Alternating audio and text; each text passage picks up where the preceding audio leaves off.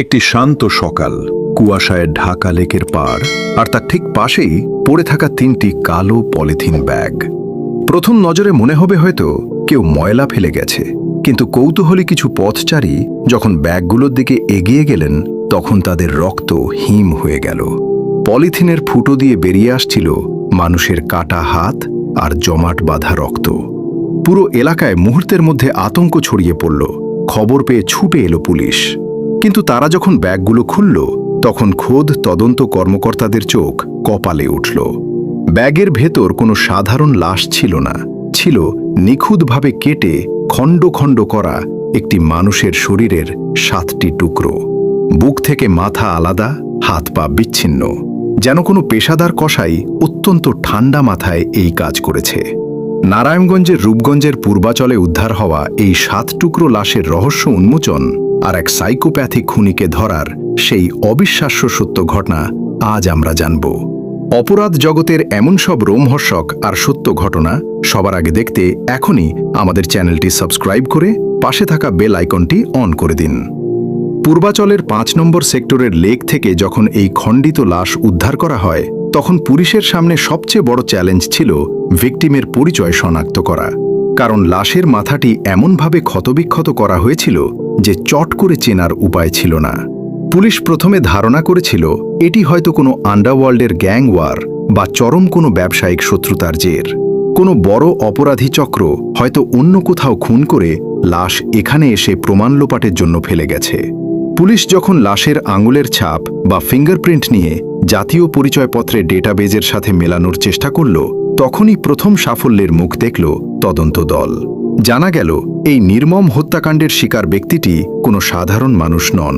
তিনি হলেন নারায়ণগঞ্জের ফতুল্লার বিখ্যাত চাঁদ ডাইং অ্যান্ড নিট কম্পোজিট কারখানার মালিক, স্বনামধন্য শিল্পপতি জসিম উদ্দিন মাস। 62 বছর বয়সী এই কোটিপতি ব্যবসায়ী সপরিবারে রাজধানীর অভিজাত এলাকা বসুন্ধরা আবাসিক এলাকায় বসবাস করতেন।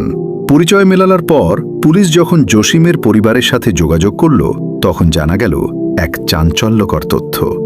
গত 10 নভেম্বর বিকেলে জসিম উদ্দিন মাসুম তার ব্যক্তিগত গাড়ি নিয়ে গুলশানের উদ্দেশ্যে বাসা থেকে বের হয়েছিলেন, কিন্তু এরপর আর তিনি বাসায় ফেরেননি। তার মোবাইল ফোনটিও বন্ধ ছিল। উদ্বিগ্ন পরিবার পরদিনই গুলশান থানায় একটি নিখোঁজ ডায়েরি বা জিডি করে। পুলিশ প্রথমে তদন্তের তীর ঘুরাল ব্যবসায়িক দ্বন্দ্বের দিকে। একজন সফল শিল্পপতির অনেক শত্রু থাকতে পারে, কোটি কোটি টাকার লেনদেন নিয়ে কোনো প্রতিপক্ষের সাথে চরম বিরোধ থাকতে পারে। পুলিশ জসিমের ব্যবসায়িক পার্টনার, কারখানার কয়েকজন উচ্চপদস্থ কর্মকর্তা এবং তার সাথে সাম্প্রতিক সময়ে বড় অঙ্কের আর্থিক লেনদেন করা বেশ কিছু সন্দেহভাজন ব্যবসায়ীকে থানায় ডেকে এনে ম্যারাথন জেরা শুরু করে। তাদের সবার কল রেকর্ড, নিখোঁজ হওয়ার রাতের লোকেশন এবং আলিবাই বা ঘটনার সময় তারা কোথায় ছিলেন তা পুঙ্খানুপুঙ্খভাবে যাচাই করা হয়। কিন্তু দীর্ঘ জেরার পরও পুলিশ তাদের কথায় কোনো অসংলগ্নতা পেল না। প্রত্যেকেই নিজ নিজ অবস্থানে নির্দোষ প্রমাণিত হচ্ছিলেন এবং জসিমের নিখোঁজ হওয়ার পেছনে তাদের কোনো যোগসূত্র পাওয়া যাচ্ছিল না। তদন্ত যেন এক অন্ধকার গলিতে গিয়ে আটকে গেল। ঠিক এই গোলকধাঁধার মাঝেই দৃশ্যপটে এলো এক অদ্ভুত মোড়। গোয়েন্দারা যখন জসিম উদ্দিন মাসুমের ব্যক্তিগত মোবাইল ফোনের বিগত কয়েক মাসের কল ডিটেলস রেকর্ড বা সিডিআর অ্যানালিসিস করছিলেন তখন তারা একটি নির্দিষ্ট মোবাইল নাম্বারের উপস্থিতি লক্ষ্য করলেন। এই নাম্বারটি থেকে জসিমের ফোনে দিনে রাতে অসংখ্যবার কল করা হয়েছে এবং নিখোঁজ হওয়ার দিন অর্থাৎ 10 নভেম্বর বিকেলেও এই নাম্বারের সাথে জসিমের দীর্ঘক্ষণ কথা হয়েছে। সবচেয়ে রহস্যময় বিষয় ছিল জসিমের ফোন বন্ধ হওয়ার ঠিক আগ মুহূর্তের লোকেশন এবং ওই রহস্যময় নাম্বারের লোকেশন ঢাকার মিরপুরের শেওড়াপাড়া এলাকায় একই টাওয়ারের অধীনে দেখাচ্ছিল।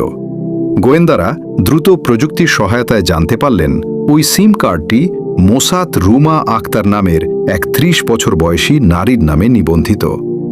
কে এই রুমা? জসিমের পরিবারের কেউ এই নারীর নাম কখনো শোনেনি। পুলিশ তখন শেওড়াপাড়া সেই নির্দিষ্ট ভবনে হানা দেয় যেখানে রুমা ভাড়া থাকতেন। পুলিশ যখন রুমার ফ্ল্যাটে পৌঁছায় তখন রুমার আচরণ দেখে পুলিশ কর্মকর্তারাও ভরকে যান। সাধারণত কোনো খুনি পুলিশ দেখলে বা বাসায় পুলিশ এলে চরম আতঙ্কিত হয়ে পড়ে, কিন্তু রুমা ছিলেন সম্পূর্ণ শান্ত ও নির্বিকার।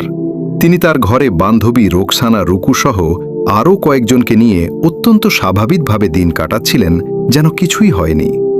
পুলিশ যখন তাকে জসিম উদ্দিন মাসুমের ব্যাপারে জিজ্ঞেস করল, রুমা প্রথমে দাবি করলেন তিনি জসিম নামের কাউকেই চেনেন না।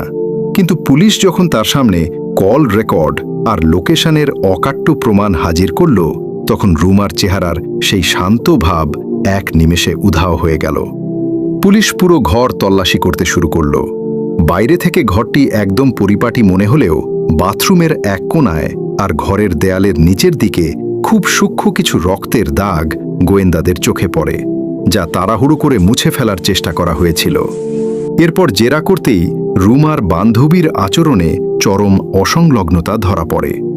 তীব্র জিজ্ঞাসাবাদের মুখে রুমা আর তার বান্ধবী রুকু ভেঙে পড়েন এবং স্বীকার করেন এক হাড়হিম করা সত্য। তারা জানান জসিম উদ্দিন মাসুমের 7 টুকরো লাশ আর কোথাও নয়, এই ফ্ল্যাটের ভেতরেই কাটা হয়েছিল এবং 2 দিন ধরে লাশের টুকরোগুলো এই ঘরেই রাখা ছিল। রুমার স্বীকারোক্তি থেকে পুলিশ জানতে পারে এই হত্যাকাণ্ডের পেছনে থাকা এক ভয়াবহ সাইকোপ্যাথিক মোটিভ। জসিম উদ্দিন মাসুমের সাথে রুমার দীর্ঘদিনের একটি গোপন প্রেমের সম্পর্ক ছিল। জসিম রুমাকে শেওড়াপাড়ার এই ফ্ল্যাটটি ভাড়া করে দিয়েছিলেন এবং তার সমস্ত খরচের যোগান দিতেন। কিন্তু কিছুদিন ধরে রুমা জানতে পারেন যে জসিম কেবল তার সাথেই সম্পর্কে সীমাবদ্ধ নেই, তিনি অন্য এক তরুণীর প্রতি আসক্ত হয়ে পড়েছেন এবং রুমাকে এড়িয়ে চলছেন। এই চরম ঈর্ষা, ক্ষোভ আর প্রতারণার প্রতিশোধ নিতে রুমা তার বান্ধবী রুকুকে সাথে নিয়ে এক নিখুঁত খুনের পরিকল্পনা করেন। পরিকল্পনা অনুযায়ী 10 নভেম্বর বিকেলে রুমা ফোন করে জসিমকে মিষ্টি কথায় ভুলিয়ে শেওড়াপাড়ার ফ্ল্যাটে ডেকে আনেন। জসিম ঘরে আসার পর রুমা তাকে চেতনানাশক বা ঘুমের ওষুধ মেশানো দুধ খেতে দেন। দুধ পানের কিছুক্ষণের মধ্যেই জসিম গভীর ঘুমে অচেতন হয়ে পড়েন। এরপর রুমা এবং রুকু মিলে অত্যন্ত ঠান্ডা মাথায় একটি ধারালো চাপাতি দিয়ে অচেতন জসিমের গলা কেটে তার মৃত্যু নিশ্চিত করেন। ভয়াবহ ব্যাপারটি ঘটে এর পরে। জসিমকে খুন করার পর রুমা ও রুকু মোটেও আতঙ্কিত হননি। তারা বাজার থেকে হ্যাকসো ব্লেড কিনে আনেন এবং বাথরুমে নিয়ে জসিমের মৃতদেহকে টুকরো টুকরো করতে শুরু করেন। মাথা, হাত, পা শরীর থেকে আলাদা করে মোট 7টি খণ্ডে বিভক্ত করা হয়।